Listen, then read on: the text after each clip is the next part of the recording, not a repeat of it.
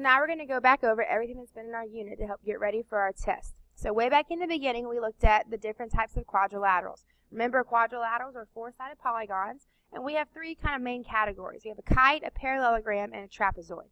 The kite is just consecutive sides are congruent. We have some other properties you should know. And then we can get more specific and get into a right kite, which is where we have a right angle in the kite.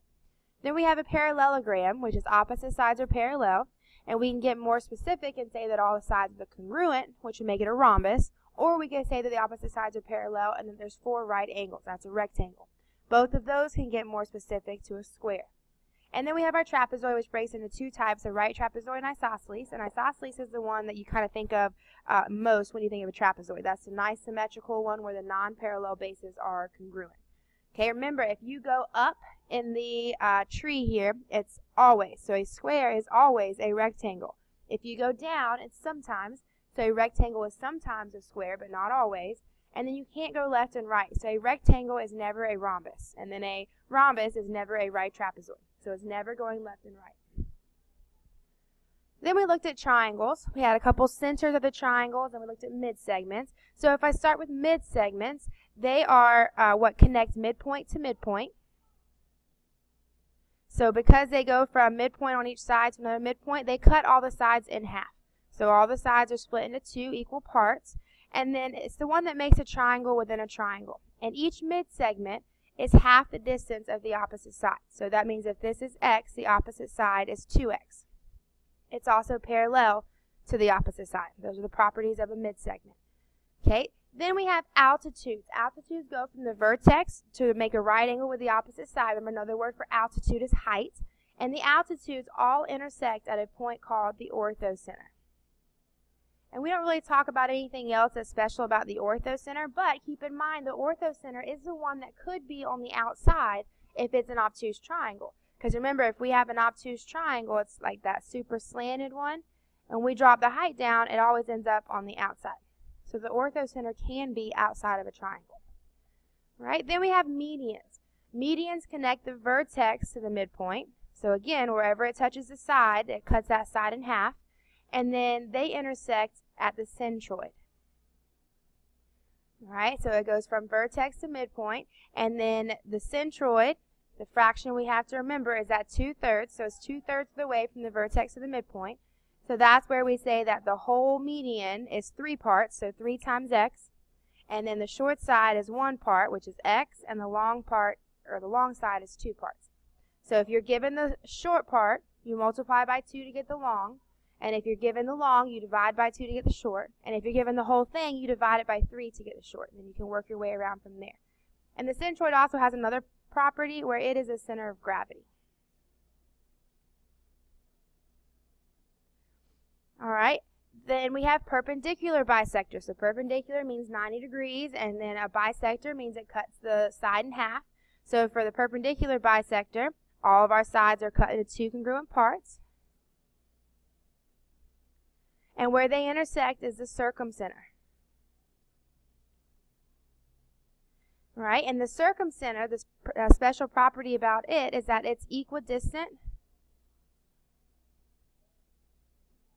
from each angle, so from all the vertices.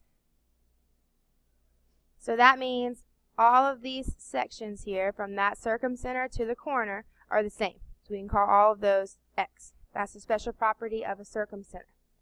And the last one we looked at was an angle bisectors, or where the angle bisectors intersect. So an angle bisector means it cuts each of the angles in half, and they're all going to intersect at one point, and that point is our end center. Right? And the end center is similar to the circumcenter, where it's also equidistant. But instead of it being the corners, it's equidistant from the sides. So if I go straight to the sides and make that right angle, it's going to be the same in all 3 directions. Okay, so perpendicular bisectors is circumcenter. It's the same distance from the vertices. Angle bisectors is the end center, and it's the same distance from the sides. Okay, then we also reviewed the circle equations, which we've seen before. Right, so our equation is x minus h squared plus y minus k squared equals r squared. And hk is the center of our circle. And remember, h and k are both opposite signs. And then the r is the radius, and you have to be careful that you take the square root of it. So if I had x plus 1 squared plus y minus 3 squared equals 16, my center would be at negative 1, 3, and my radius would be 4 because you have to take the square root of it. We also reviewed area and circumference, which aren't new. So if the area formula is pi r squared, the circumference is 2 pi r, or pi times diameter. And remember, we leave it in terms of pi. Now, the reason this was important is because we also went into arc length and sector area. So sector area goes along with the area formula, and that's the piece of pizza. I want to find the area of that piece of pizza. So first I have to find the fraction, and to find the fraction you put your angle over the total 360, and then we times it by pi r squared. Okay, sector area means we have to use the area formula. All right, so the fraction, your angle over 360 times pi r squared. For arc length, I'm looking for how long part of the outside is, so that's going to go with circumference. So I'm going to do the same thing where I have my angle over 360, but I'm going to multiply it by our 2 pi r. All right, so I'm multiplying it by the circumference formula, not the area formula. So sector area, we use the area formula. Arc length, I'm looking for part of the circumference, so I use the circumference formula. Right, then we looked at angles and segments and circles. Okay, so to start with, we have a central angle. We know it's a central angle because it's got to go through the center of the circle. And so if my central angle is x, the measure of my arc is also x. They're the same. Then we have an inscribed angle, which is inside the circle, but now it's on the edge. The vertex of the angle is on the outside of the circle. And our relationship is that if the inscribed angle is x, the arc is double. So it's 2x. Then we have circumscribed, which is formed by tangents. So they only touch one time on the circle. And then if our angle is x here and our arc is y, remember the arc is going to be the same as the central angle. So this is also y. Because of that quadrilateral, we talked about our rules and how there's 360 degrees in a quadrilateral. So that means x and y have to equal 180. All right, so the circumscribed angle and the arc, or the circumscribed angle and the central angle, they're supplementary. They have to add to 180. Right, then we have chords, which are segments with endpoints that are on the circle. So they're all inside the circle. So then if I call this arc A, this arc B, and I'm looking for x, x is going to be the average of my two arcs. So I will say A plus B divided by 2 to get x.